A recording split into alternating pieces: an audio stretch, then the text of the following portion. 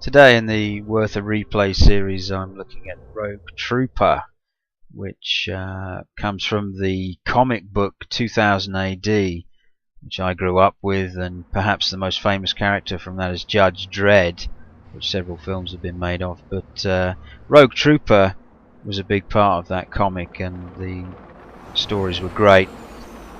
It's focused on a GI, or genetic infantryman, who is immune to the toxins of a war-torn planet and has several dead buddies that he carries around with him.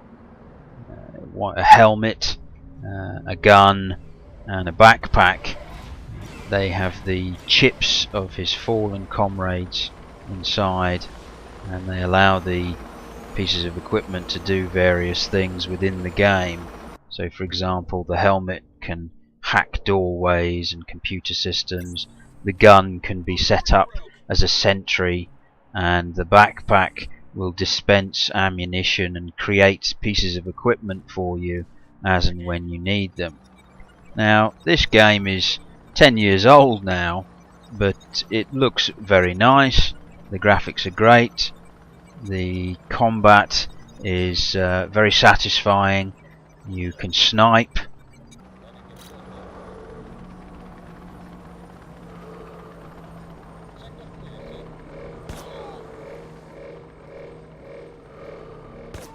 You can open up with a full clip. You can deploy mines. There's plenty of grenade options. And it's a great third-person shooter. There's a story that runs throughout the game, and it's quite satisfying taking out the various opponents and bosses that you come across along the way. Anyone who's played Sniper Elite, that series of games, Sniper Elite 3 being the latest one, will be familiar with the control system in this game, and I think they must have taken a great deal of the mechanics of this game and applied them to the Sniper series. You can blow up vehicles, create distractions, and various other things that you can in the Sniper series of games. And many parts of this game you'll find yourself being a sniper. You can even loot the bodies for salvage, which Bagman, your backpack, will then create different utility items from.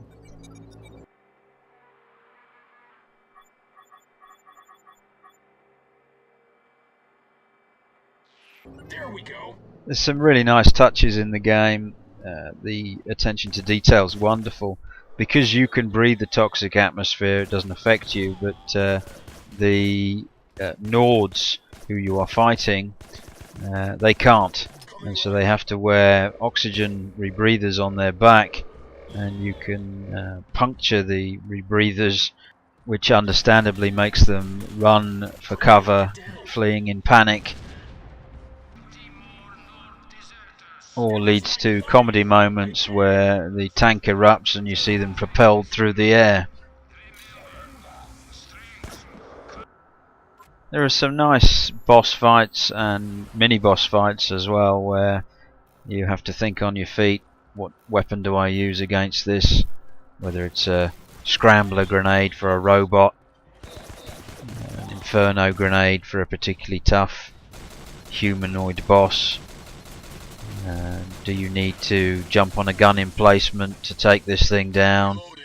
And there's no clues as to whether it'll work or not. You've just got to persevere and maybe try a different tactic.